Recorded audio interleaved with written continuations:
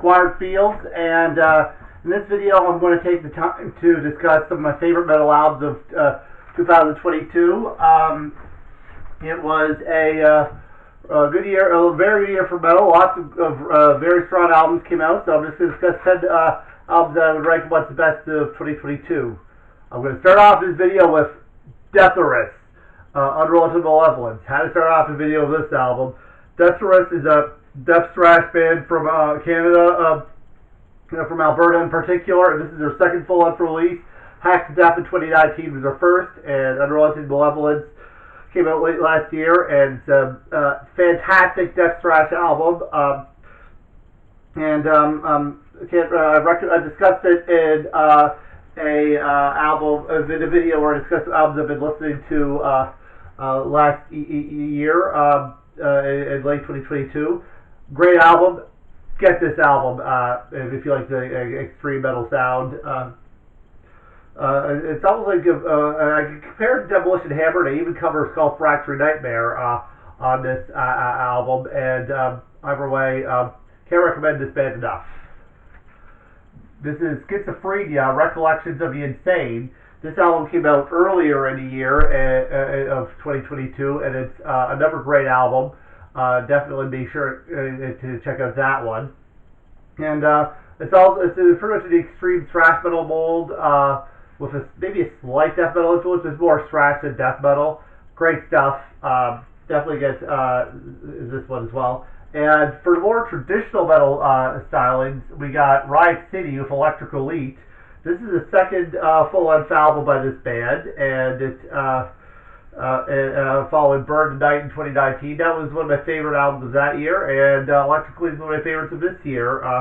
There have been some lineup changes, and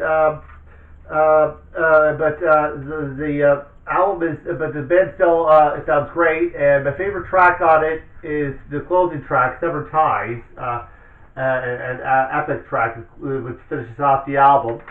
And then we got Critical Extravasation, and this is their full-length debut, Order of Decadence. They previously released an EP a few years ago, but Critical Extravasation is a progressive death metal band from Russia, and they bring back that early that 90s era progressive metal, progressive death metal sound, and anyways, Critical Extravasation, Order of Decadence, very good stuff. Be sure to check it out. Vio-lence, Let the World Burn. Now this is the first. This is a 5-song EP, and it's the first new music Vio-lence to put out since 1993 when they initially disbanded. They did reform for some live shows at one point, and then until doing a full reformation a few years back, and then they put out Let the World Burn last year, and a very good 5-song EP, and hopefully we get a full-length album from them in the not-too-distant future.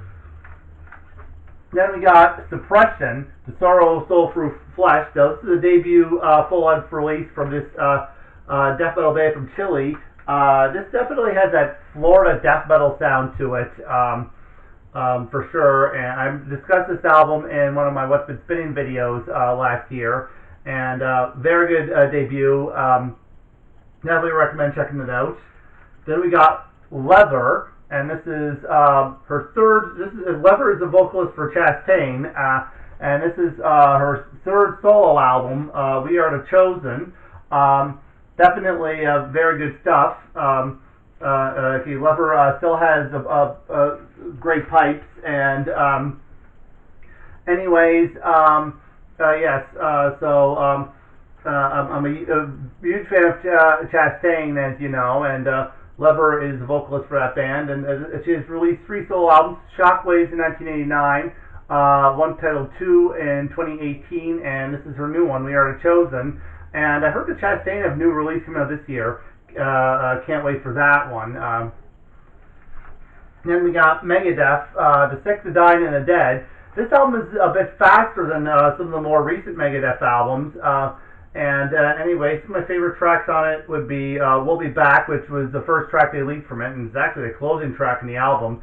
And I also quite like Night Stalkers and Life in Hell.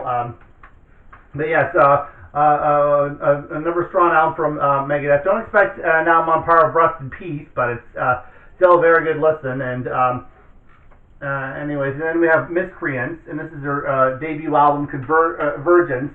Now this is a new death metal band, and it has a bit of it's more of a technical death metal album. Think of it being more technical death metal in the 90s sense than what they call technical death metal today, like Archspire and stuff.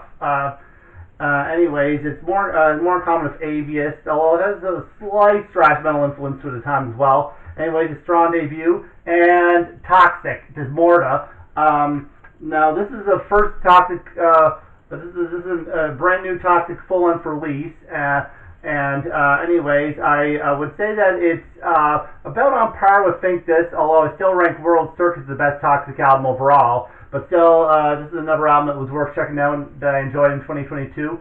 Anyways, thank you very much for watching this video. This is Required Field signing off. I hope you enjoyed this video. Those were my 10 favorite albums of 2022, I'd say.